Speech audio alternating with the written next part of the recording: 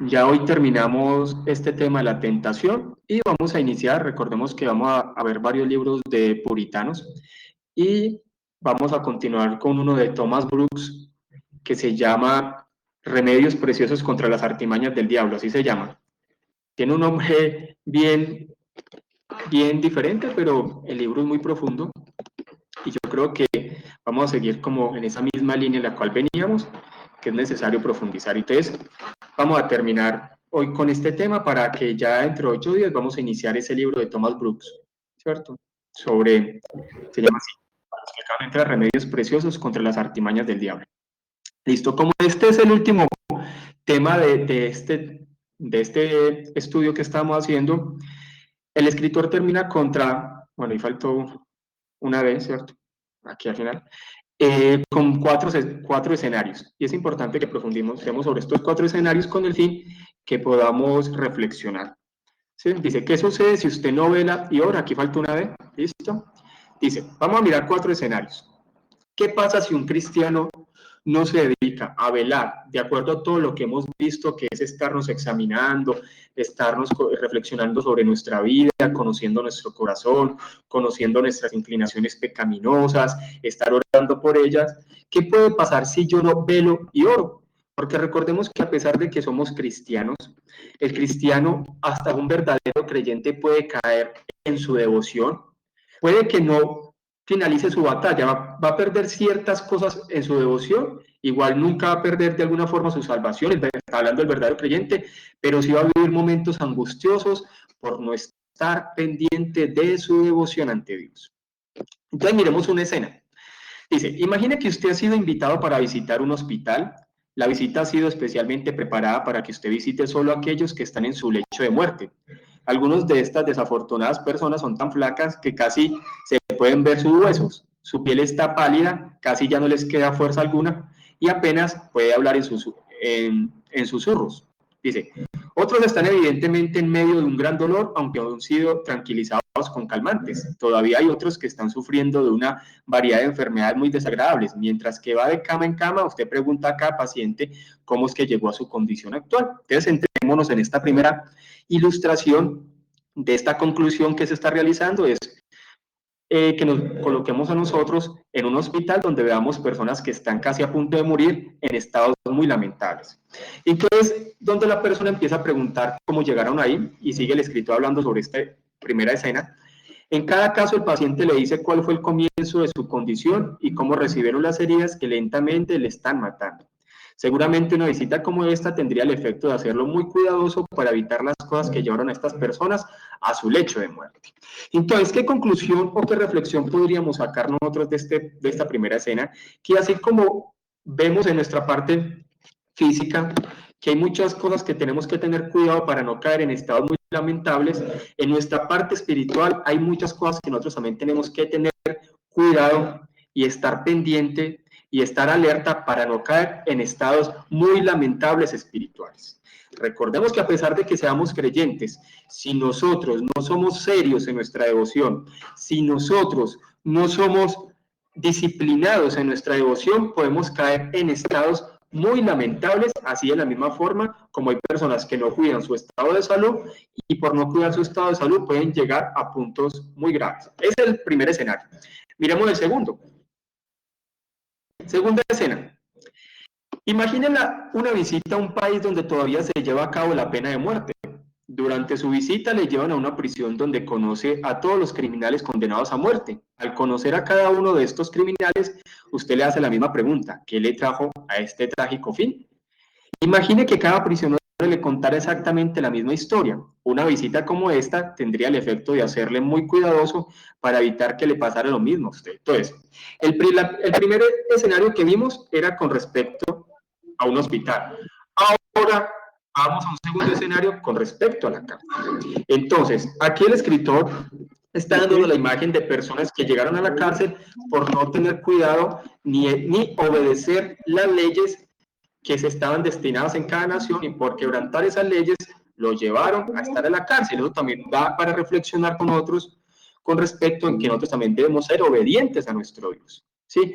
Ese cristianismo liberal que se está predicando hoy en día, donde desconocen la Biblia, ese no es el cristianismo bíblico, ni menos ese cristianismo donde me lleva a mí a tener por encima la razón, por encima de la Biblia, no es el cristianismo bíblico. Eso me va a llevar a mí a caer en estados lamentables donde voy a estar oprimido o esclavo de ciertas cosas pecaminosas. ¿Sí? Hay que entender que a pesar de que somos creyentes, nosotros vamos en un proceso de santificación y de mortificación del pecado.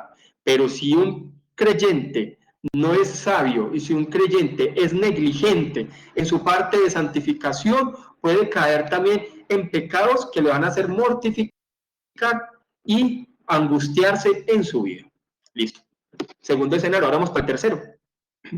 Entonces, el primer escenario era sobre un hospital, el segundo sobre una cárcel, el tercero, y los dos escenarios concluyen que personas que visitan estos lugares en estos escenarios, pues ellos concluyen de que probablemente él va a estar cuidándose para no caer en ese estado. ¿Sí? Escena 3. Trate de imaginar una reunión de creyentes que tienen la misma cosa en común. Todos han entrado en tentación y han salido de ella en muy malas condiciones. Todos en su alrededor son almas pobres, miserables y lastimadas espiritualmente. Uno está herido por un pecado y otros por otro. Uno han caído en la impureza de la carne y otro en la impureza del espíritu. Nuevamente usted tiene que preguntarle a cada una de estas personas cómo fue que llegaron a su condición actual. A una sola voz todos le dicen, ay de mí, entramos en tentación, caímos en las trampas malditas del diablo y esto es el resultado. Como lo hemos visto a lo largo de todo este estudio, siempre es velar y orar. Y la parte de velar es estar analizándonos tanto la parte de las tentaciones de la carne y también la parte que nos puede llevar a una inclinación a cosas espiritualmente incorrectas.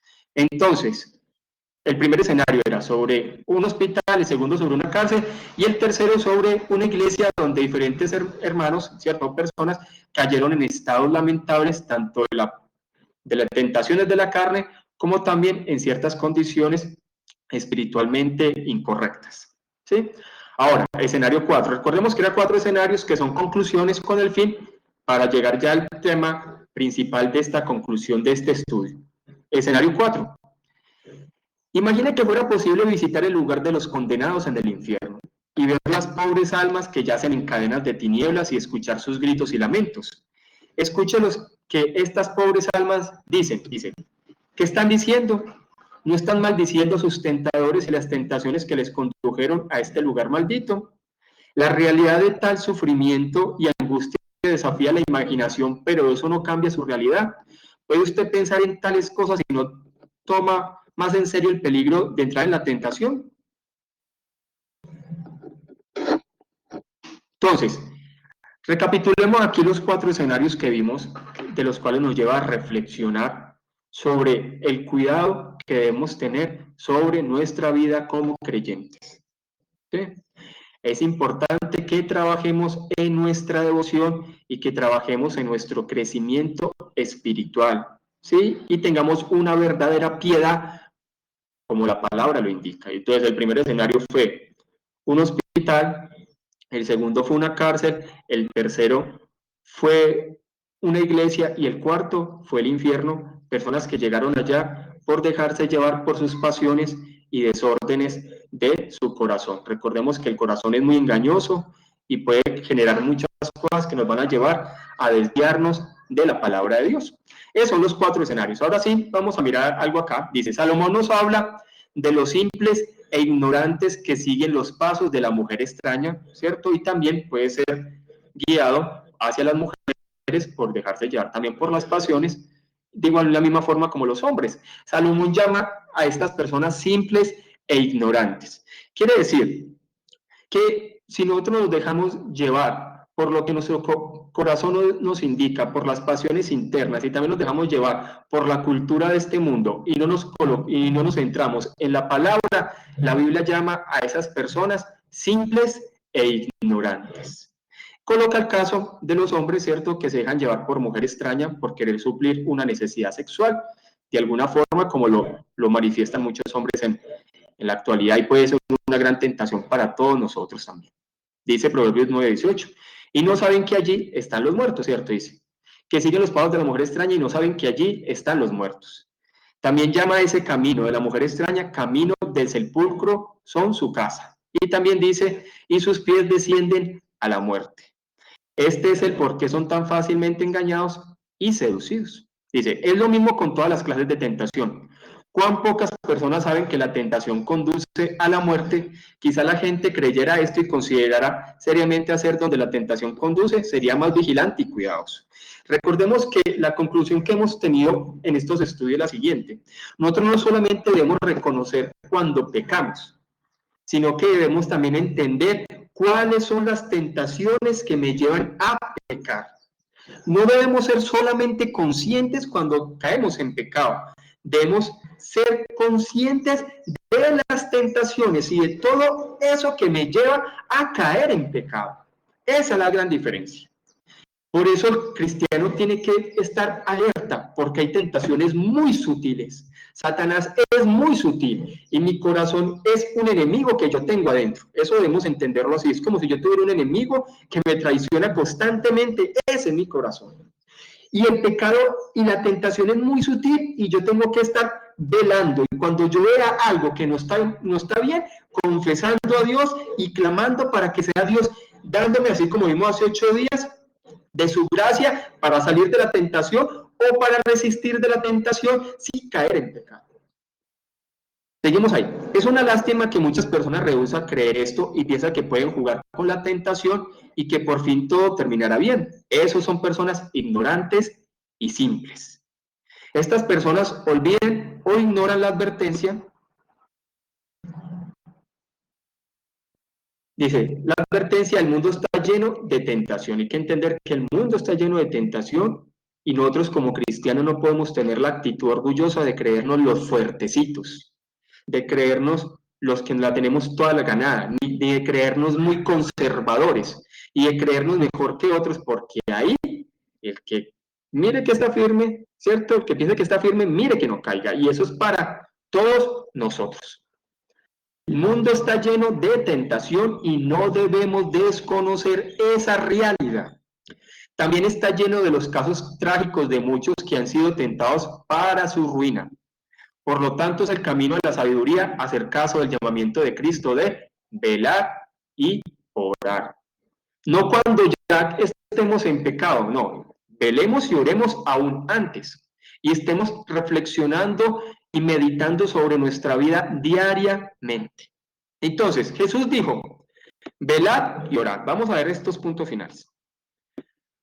Obedecer este llamamiento de Jesús es la única forma que Dios ha dado para preservarla de entrar en la tentación y caer en el pecado. Descuide este medio y ciertamente usted caerá, porque una vida piadosa no la podemos llevar desvinculada ni desligada de los medios de gracia. Yo no puedo creer que yo voy a tener una vida piadosa sin leer la Biblia, sin orar, sin congregarme, sin abstenerme, sin negarme. Eso no es vida piadosa, eso se llama santurronería.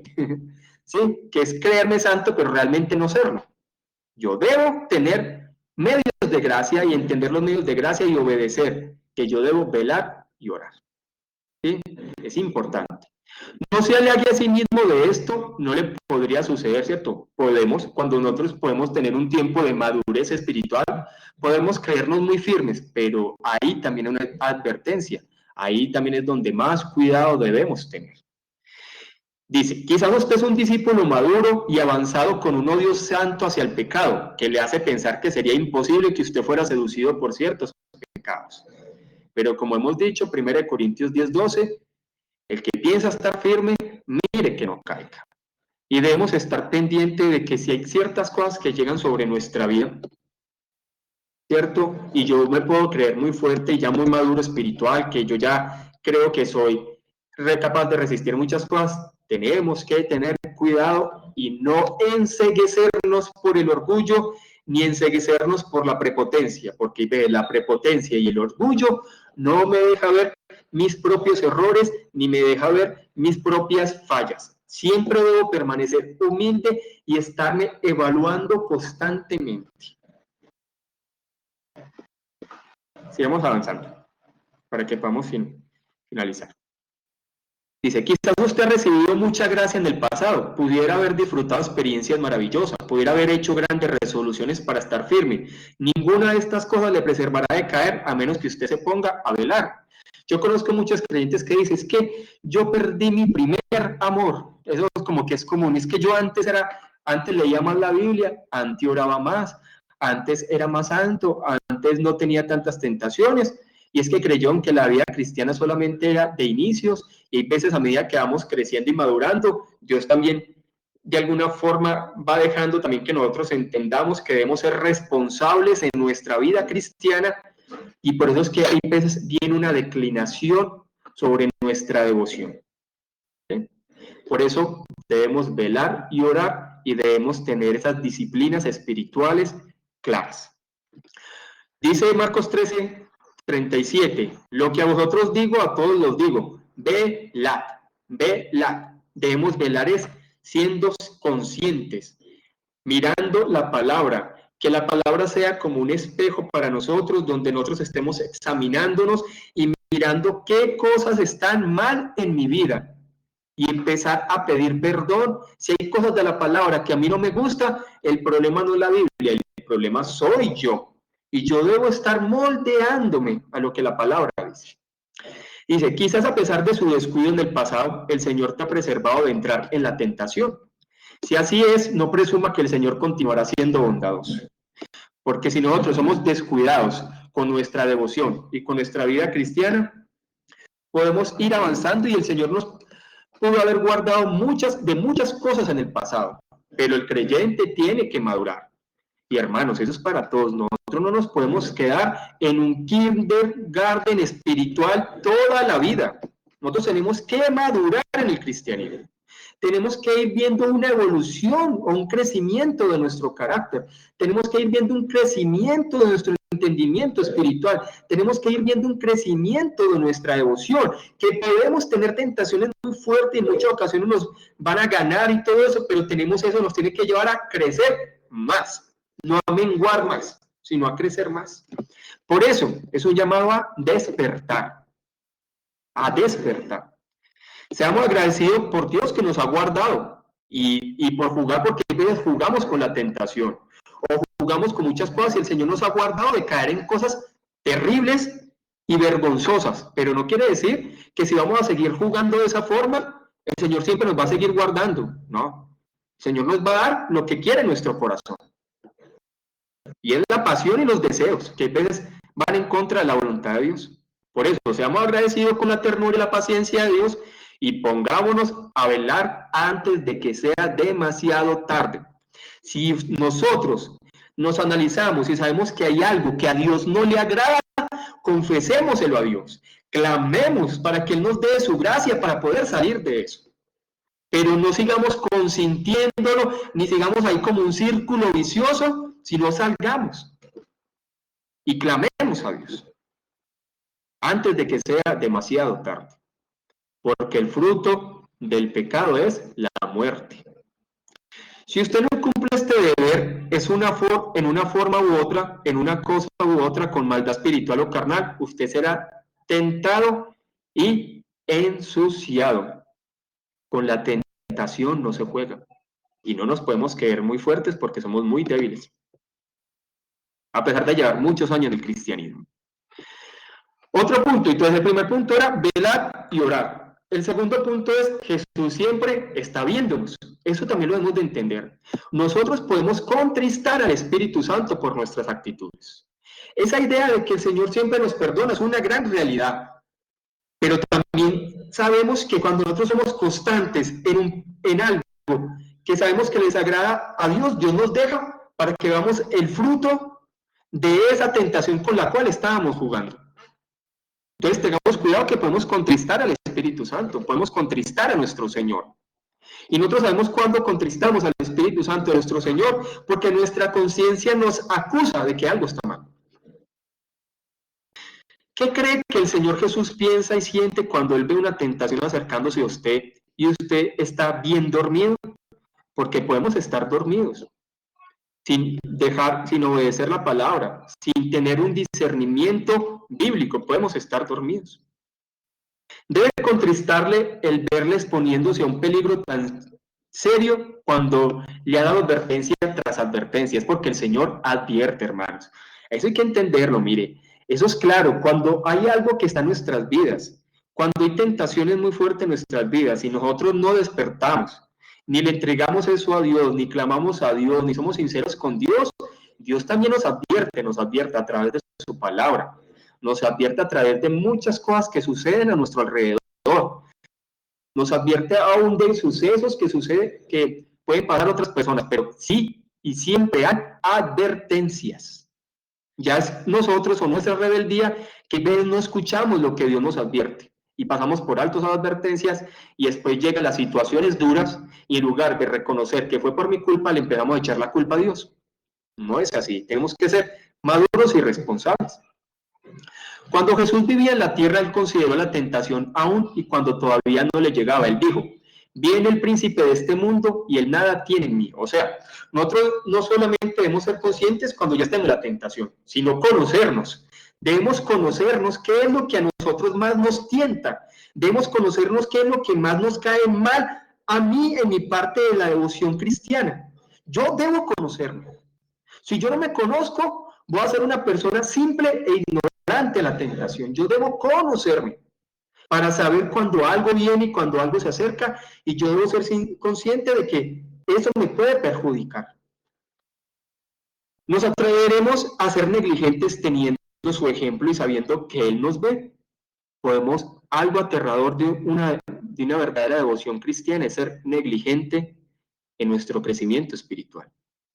Trata de imaginar a Cristo acercándose a usted como lo hizo Pedro cuando estaba dormido en el jardín y le dice, ¿estás dormido?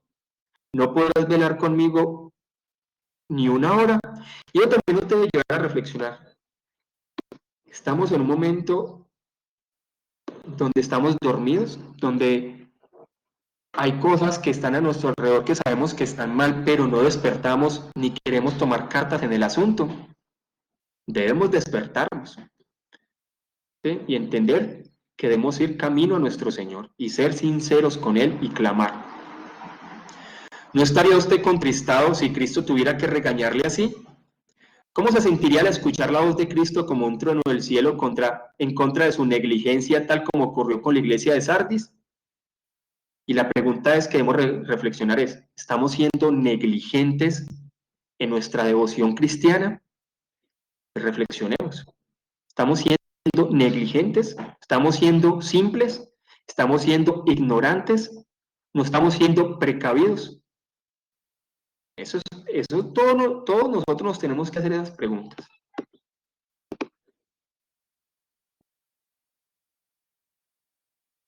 Este punto es fuerte también sobre todos nosotros. Y es que debemos entenderlo. Dios disciplina a aquellos que rehúsan velar y orar. Recordemos eso, o sea, si nosotros pertenecemos a nuestro Señor y nosotros hacemos parte de su pueblo y nosotros somos sus ovejas, nosotros tenemos que velar y orar. Recordemos que como vimos hace 8 días, es una bendición para el creyente la disciplina del Señor. En muchas ocasiones nosotros somos personas muy desobedientes. Hay veces el pecado o nuestro orgullo nos lleva a ir en contra de Dios. Por tal motivo, una bendición que nosotros tenemos es la disciplina del Señor, porque es a través de la disciplina del Señor que podemos crecer. En estos días me estaba leyendo un libro de un hombre que escribió una Biblia en Inglaterra, que era un predicador y un maestro, y dice que al final de sus últimos días él clamaba eso, y él decía, Señor, gracias por tu disciplina, porque yo siempre me mostré testarudo ante ti, siempre mi pecado me llevó a desobedecerte, siempre mi pecado me llevó a ir en contra, pero a través de tu disciplina fue que fui avanzando y creciendo en mi devoción. Por tal motivo, nosotros como creyentes maduros debemos velar y orar. Pero si no velamos y oramos, Dios disciplina a sus hijos. Recordemos que a quien Dios ama, disciplina. Y deberíamos aterrarnos si no recibimos disciplina del Señor. Eso es algo para aterrarnos, porque son los que no son hijos y son los reprobados los que no tienen disciplina de su Señor, sino que siguen en la maldad de su corazón y no se preocupan por ella ni nada, sino que la disciplina nos debe llevar a reflexionar sobre nuestra vida y a dirigirnos a nuestro Señor. Entonces sigamos ahí. Si usted es negligente en velar y orar, las consecuencias pueden ser dobles. Seguramente tarde o temprano caerá en pecado y también Dios en su desagrado le pudiera disciplinar. Mire, estamos viviendo un cristianismo donde se predica, Dios es solo amor, Dios es amor y Dios nos ama a nosotros. ¿Sí? Dios nos ama, Dios ama a su iglesia, eso no lo podemos negar. Pero como Dios nos ama, Dios también nos disciplina. Y eso no debe ser contrario a la realidad, por ejemplo, con nuestros hijos. Yo amo a mi hija y ustedes aman a sus hijos, pero cuando hacen cosas que no están bien, hay veces toca disciplinarlos fuerte, porque los amamos y queremos que aprendan a vivir bien. Esa misma realidad se ve con el Padre. Dios nos ama mucho, pero cuando nosotros estamos caminando en contra de su voluntad, Él nos va a disciplinar, porque estamos haciendo cosas que le desagradan. Esa cosa de que Dios pasa por alto, Dios pasa por alto, Dios perdona, pasa por alto, Dios perdona, pero a sus hijos, cuando son recurrentes en hacer cosas que a Dios le desagrada, Dios disciplina, como lo vimos hace 8 días, y esa disciplina me va a llevar a mí a despertarme, esa disciplina me va a llevar a mí a crecer en devoción, esa disciplina me va a llevar a mí a avanzar en mi cristianismo.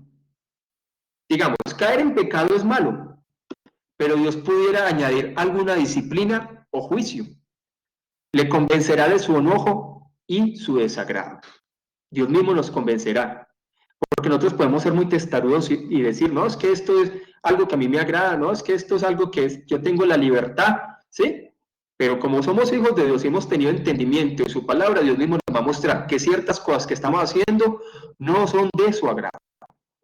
Recordemos a David. ¿De qué forma David clamó después de su caída? Dice David, Salmo 51:8, hazme oír gozo y alegría, y se recrearán los huesos que has abatido. Recordemos que David era un hijo de Dios. David era una persona regenerada. David era una persona salva. David era un elegido de Dios. Pero David cayó en pecados muy graves, como podemos caer también los verdaderos creyentes. Pero eso no va a quedar sin disciplina. Dios disciplinó muy, pero muy fuerte a David. Recordemos eso.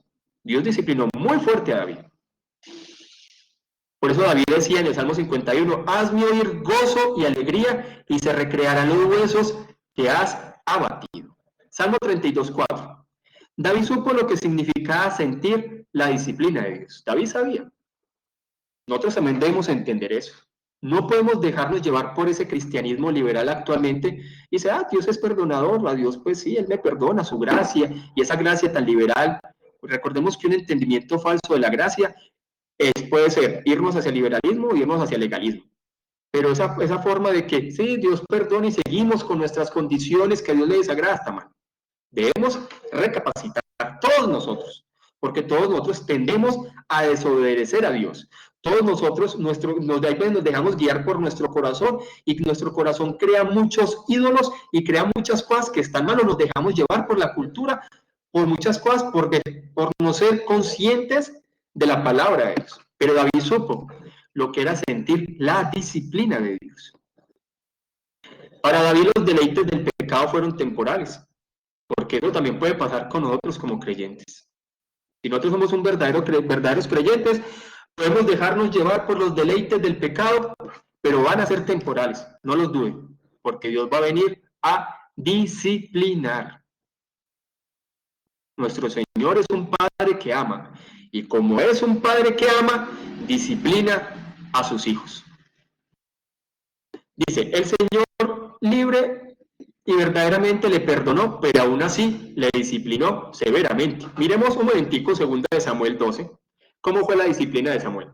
Vamos todos, 2 de Samuel capítulo 12, versículo 7 al 19, para que miremos que a pesar que Dios perdonó a David, Dios disciplinó a David.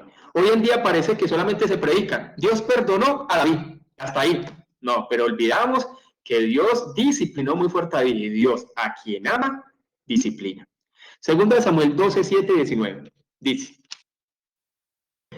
recordemos que David fue el propio Natán por medio de la palabra de Dios, donde David tuvo entendimiento que había pecado muy gravemente ante Dios. Entonces dice así, entonces dijo Natán a David, tú eres aquel hombre, así ha dicho Jehová Dios de Israel, yo te ungí por rey sobre Israel y te libré de la mano de Saúl.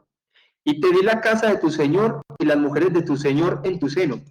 Además te di la casa de Israel y de Judá. Y si esto fuera poco, te habría añadido mucho más. ¿Por qué pues tuviste en poco la palabra de Jehová haciendo lo malo delante de sus ojos? A Urías Eteo heriste a espada y tomaste por mujer a su mujer, y a él lo mataste con la espada de los hijos de Amón. Por lo cual ahora, escuchen esto, Dios como disciplinó a David y a su casa. Por lo cual ahora no se apartará jamás de tu casa la espada, por cuanto me menospreciaste y tomaste la mujer de Urías Eteo para que fuese tu mujer. Así ha dicho Jehová, he aquí yo haré levantar.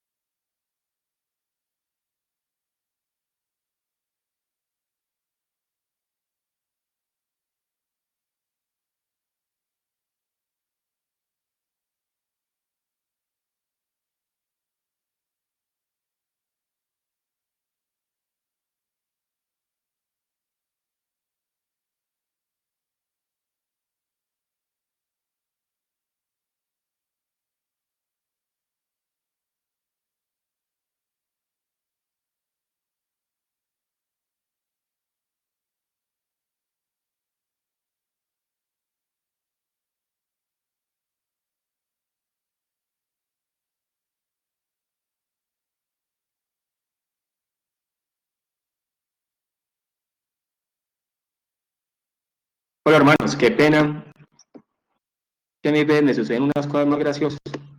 Estaba colocando la Biblia ahí y le coloqué la Biblia encima del teclado y el teclado me colocó modo avión y se me fue el internet y caí y no lo conecto. ¿Sí me escucha bien ahí? Listo, qué pena ahí hermanos. Bueno, estábamos leyendo acerca de David, ¿cierto? De cómo Dios trajo juicio sobre él Entonces, recordemos que Dios pues trajo juicio trajo disciplina sobre David muy fuerte, ¿sí? Como veníamos. Entonces, Natán le dijo cuál era la disciplina que Dios iba a traer sobre él, y está en 2 Samuel 7 al 19. Entonces, si usted sigue el ejemplo de David en ser negligente y descuidado, quizás también tendrá que experimentar la amargura y el sufrimiento del desagrado y la disciplina de Dios. Entonces, debemos entender que Dios nos perdona, y es una gran realidad, hermanos. Tengámoslo presente. Dios es un Dios amoroso y Dios es un Dios perdonador.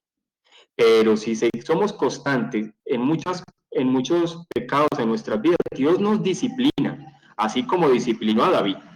Y entre más alto lleguemos en un liderazgo, más fuerte es la disciplina. Por eso nosotros no tenemos que dejar de lado y tener presente que si Dios nos da responsabilidad y Dios nos da liderazgo, entre más grande sea el liderazgo, también más grande va a ser la responsabilidad. Por tal motivo, la disciplina también va a ser mucho más fuerte porque vamos a hacer testimonio ante otras personas.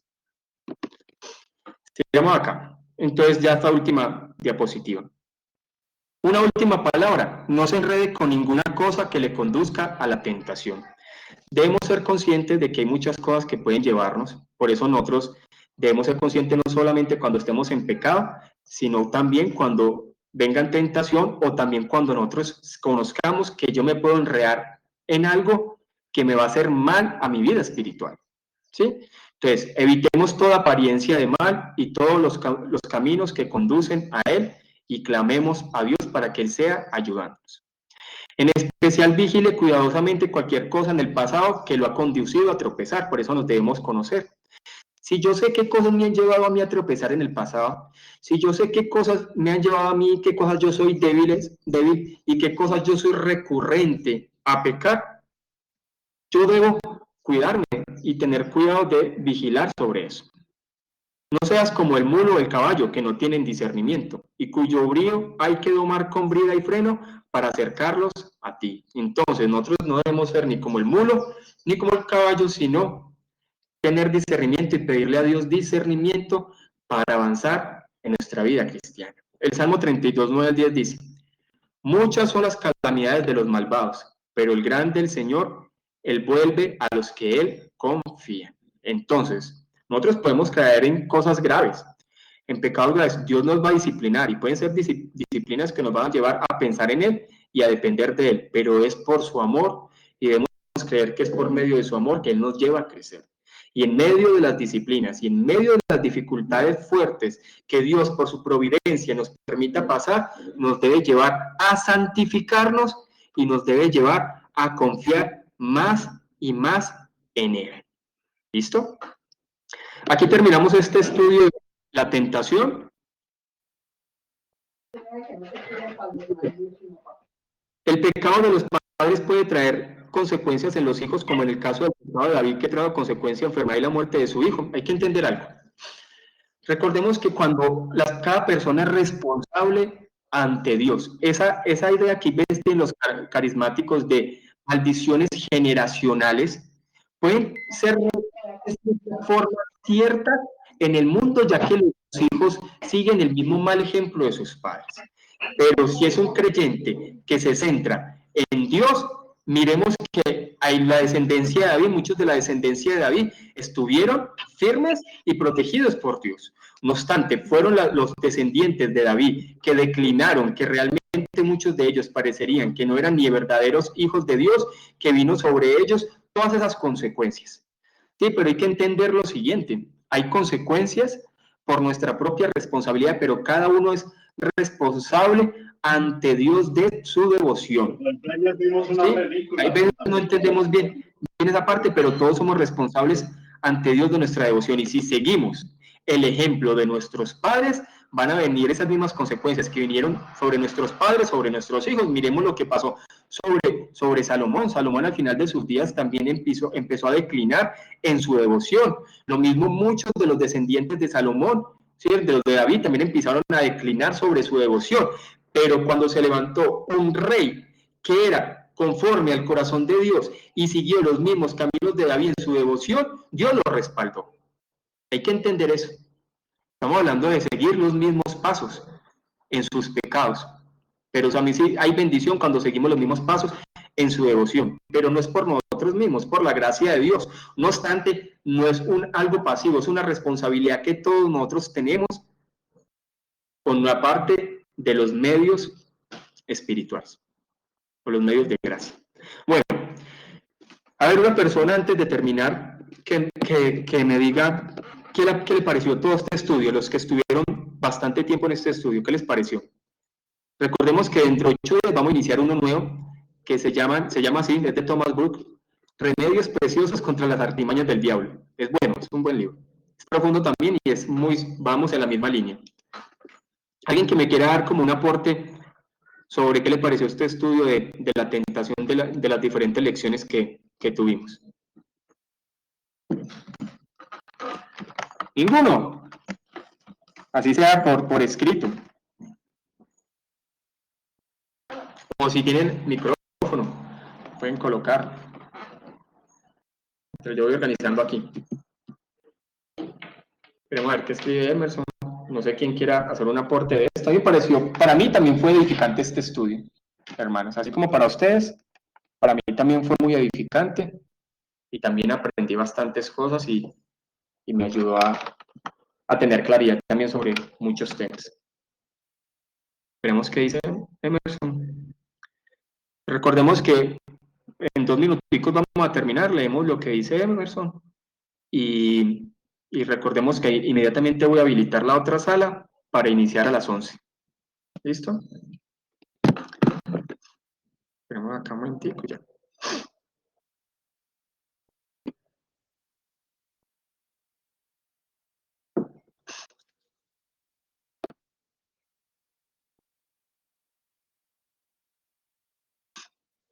Espera que también voy aquí organizando el otro portátil. Si alguien quiere dar un aporte mientras Emerson va escribiendo, lo pueden ir dando, no sé, Werner, Manito Goyeneche, Edgar, los que Bueno, estuvieron ahí bastante, mi hermano, Manito Werner. y bueno, gloria a Dios que se ha podido finiquitar, hemos podido terminar este estudio que ha sido muy edificante para la vida de cada uno de nosotros, entendiendo de que definitivamente la tentación siempre va a estar ahí, cercano al cristiano, a nosotros, y que definitivamente es el Señor quien nos da su gracia para poder salir o huir de ella. No, le doy gracias, pastor, y definitivamente sí ha sido muy edificante porque creo que cada uno de nosotros no había concebido la tentación como en este estudio se nos ha brindado. Y gracias, pastor, la verdad, por esta oportunidad que nos ha dado y gracias al Señor. Listo, muchas gracias, Werner. Listo, leamos lo que dice Manito Emerson. Bueno, pienso que como nos manda la palabra, el cristiano siempre tendremos... como manda la palabra, el cristiano debe velar y orar en todo momento. Y es casi como que nuestros pensamientos deberían convertirse en una oración. Lógicamente siempre tendremos esta lucha, pero el Señor nos dio las herramientas para la lucha. Así es. Entonces vamos a orar para habilitar la otra sala y los espero a las 11. Bueno, Padre, gracias por este estudio que finalizamos hoy, Señor, que fue muy edificante para nosotros, para todos nosotros. Profundizamos en el tema de velar y orar y en la tentación.